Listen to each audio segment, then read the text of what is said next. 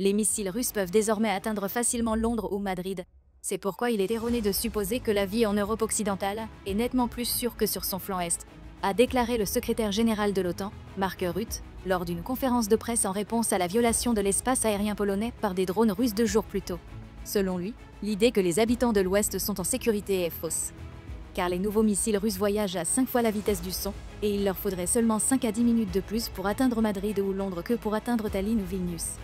Donc, en ce sens, convenons que, dans cette alliance de 32 pays, nous vivons tous sur le flanc Est, a ajouté le secrétaire général de l'OTAN, Mark Rutte.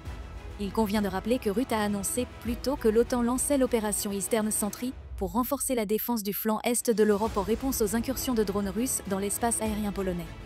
Rappel, dans la nuit du 10 septembre, environ 20 drones russes sont entrés dans l'espace aérien polonais, la plupart venant de Biélorussie. Les forces de défense aérienne ont réussi à abattre 4 de ces drones. En réponse à cette attaque russe, l'OTAN a invoqué l'article 4, permettant aux États membres de discuter de la situation avec leurs alliés au Conseil de l'Atlantique Nord. Rutte a ensuite qualifié la réponse de l'Alliance à l'incident en Pologne de « très réussi ». Il a souligné que cela démontrait la volonté de l'OTAN de défendre chaque centimètre de son territoire, y compris son espace aérien. Ce que la plupart ont retenu des déclarations du secrétaire général, c'est que dans le contexte sécuritaire actuel, l'OTAN s'efforce toujours de faire comprendre à ses États membres que ces menaces ne sont plus confinées à l'air, mais constituent une réalité partagée qui exige une vigilance et une préparation collective. L'Europe saura-t-elle s'unir efficacement? Seul l'avenir le dira.